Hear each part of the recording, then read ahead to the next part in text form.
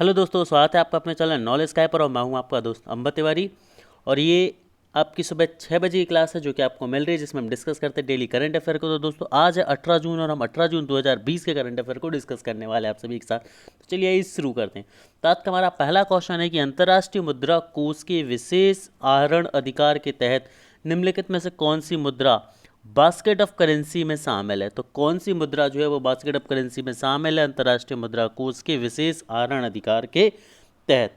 तो कौन कौन सी, अमेरिकी डॉलर और जापानी येन, अमेरिकी डॉलर और ब्रिटिश पाउंड स्टर्लिंग, या अमेरिकी डॉलर और चीनी रैम्बिनी, या फिर उपरोक्त सभी। तो ये देख लेते हैं कि अंतर्राष्ट्रीय मुद्रा कोष की विशेष आहरण अधिकार, स्पेशल ड्राइंग राइट, जो अंतर्राष्ट्रीय मुद्रा कोष के होते हैं, इंटरनेशनल मॉनेटरी फंड के होते हैं, जैसे वर्ष 1970 में मुद्रा के रूप में अपनाया गया था। इसने विशेष आहरण अधिकार का मूल्य बास्केट ऑफ करेंसी में शामिल मुद्राओं के औसत भार के आधार पर गणना किया जाता है। मतलब जितनी भी जो आपकी आहरण मूल्य का जो अधिकार होता है वो बास्केट ऑफ करेंसी में जितनी भी करेंसियों को चुना जाता है उन सभी की एक एवरेज वैल्यू को माना जाता है। ठीक है।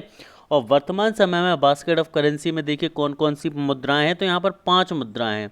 एक तो अमेरिकी डॉलर, दूसरी जापानी येन, तीसरी यूरो, चौथी ब्रिटिश पाउंड स्टर्लिंग और पांचवी है चीनी रैम्बी। ठीक है।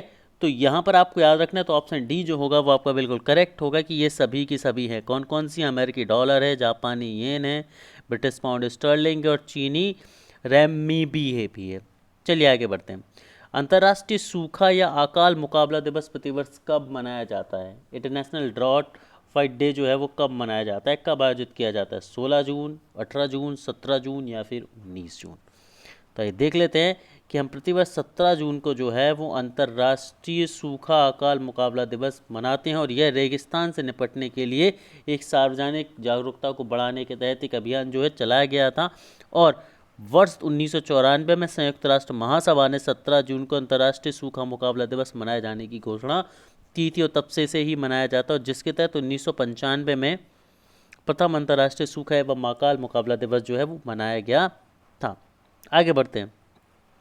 वह अफ्रीकी देश जिसके द्वारा शिक्षा व्यवस्था में सुधार हेतु डबल ट्रैक सिस्टम प्रयोग किया गया, तो इनमें से किस अफ्रीकी देश के द्वारा डबल ट्रैक सिस्टम उपयोग किया गया है? घाना, नाइजीरिया, कैमरून या फिर अल्जीरिया। तो आइए देख लेते हैं कि मध्य अफ्रीकी देश घाना के द्वारा माध्यमिक शिक्षा को सार्वभौमिक बनाने के उद्देश्य से मुफ्त senior high school, free senior high school जो है एक नीति अपनाई गई इनके द्वारा।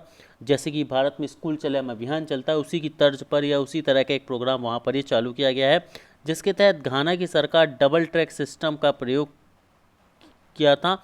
और घाना द्वारा प्रयोग किए जाने डबल ट्रैक सिस्टम में विद्यार्थियों को 2 टोलियों ग्रीन और गोल्ड में पढ़ाने की योजना बनाई गई। और इस प्रणाली में एक टोली को पढ़ाया जाता है और दूसरी टोली के लिए स्कूल बंद रखा जाता है।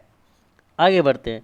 वह पूर्वोत्तर राज्य जहां केंद्रीय गृह मंत्रालय द्वारा 1000 अतिरिक्त विदेशी ट्रिब्यूनल की मंजूरी दी गई है। दोस्तों यहाँ पर मैं आप सभी से बोलने वाला हूँ कि प्लीज़ इस वीडियो को शेयर जरूर करें। ठीक है। आज मैं आप सभी के लिए एक टारगेट रखता हूँ कि आप सभी के साथ क्या हम इस पर 1000 लाइक पर आज पहुँच सकते हैं। ठीक है। Please do share and let us achieve this particular target of 1000 likes. आगे बढ़ते हैं। तो कौन सा है विदेशी ट्रिब्यूनल? 1000 विदेशी ट्रिब्यूनल की मंजूरी किसने दी है? असम, मेघालय, मणिपुर या नागालैंड? तो इसका सही आंसर देख लेते हैं कि विदेशी अधिनियम फॉरेन एक्ट 1946 के तहत वह व्यक्ति जो भारत का नागरिक नहीं है उसे विदेशी माना जाएगा। और जबकि यूनेस्को के अनुसार आमतौर पर ऐसे लोगों को अवैध प्रवासी कहते हैं। क्या कहता है? इलीगल माइग्रेंट्स, अवैध प्रवासी कहते हैं, जो रोजगार के लिए अन्य देशों में बिना अनुमति और बिना आवश्यक दस्तावेजों के पहुंच जाते हैं। अब गृह मंत्रालय ने असम में 1000 अतिरिक्त विदेशी ट्रिब्यूनल की स्थापना पूर्ण सहमति प्रदान की। और ध्यान देना होगा कि असम में 100 विदेशी अधिकरण फॉरेन ट्रिब्यूनल ऑलरेडी जो है वो कार्यरत हैं, जिस प्रारंभ में 11 अवैध प्रवासी निर्धारण ट्रिब्यूनल थे। अब इतने ज़्यादा क्यों बनाए जा रहे, तो ये आपको समझना होगा कि हम सभी ने पढ़ा था कि ब्रिटिश जो असम एनआरसी का मुद्दा है वो काफ़ी उठ रहा था, क्योंकि वहाँ पर जो बांग्लादेशी लोग जिस तरह से घुसपैठ करते हैं, तो ये एक मुश्किल सिचुएशन है वहाँ पर। और इसी से निपटने के लिए ये सारे क्रियाकलाप वहाँ पर किए जा रहे हैं। अगला क्वेश्चन है कि पाकिस्तान में इंटर सर्विसेज इंटेलिजेंस ISI के महानिदेशक की नियुक्ति की जाती है किसके द्वारा? राष्ट्रपति, प्रधानमंत्री, सेना प्रमुख या सर्वोच्च न्यायालय के न्यायाधीश द्वारा? तो इसका सही आंसर है कि ISI के महानिदेशक की नियुक्ति पाकिस्तान के प्रधानमंत्री द्वारा की जाती है। और यह वहाँ का खुफिया नेटवर्क है जिसकी स्थापना 1948 में की थी। कब की गई थी? 1948 में की गई थी। और ISI पाकिस्तानी सेना की विभिन्न शाखाओं के साथ बाहरी खुफिया जानकारी एकत्रित करने के लिए खुफिया जानकारी साझा करता है। जिस तरह से हमारी रॉ है, रिसर्च एंड एनालिसिस विंग है, वैसे वहाँ पर ISI है। आगे हम बात करें कि हाल ही में लेफ्टिनेंट जनरल फैज़ हमीद को ISI के महानिदेशक के रूप में नियुक्त किया गया है। चलिए आगे बात करते हैं अगले क्वेश्चन की तरफ कि हाल ही में किस राज्य सरकार ने 10वीं और 12वीं की परीक्षाओं को रद्द करने की घोषणा की है? तो दिए हुए ऑप्शन में से छत्तीसगढ़ सरकार जो है, इन्होंने अपनी 10वीं और 12वीं की परीक्षाएं रद्द करने की घोषणा कर दी है। हाल ही में किस राज्य सरकार ने ई-संजीवनी OPD सेवा शुरू की है? तो ई-संजीवनी OPD सेवा महाराष्ट्र में शुरू की गई है। हाल ही में बेटी राइट का निधन हो गया, तो वे कौन थी? बेटी राइट जिनका निधन हुआ है हाल ही में, वे कौन थी?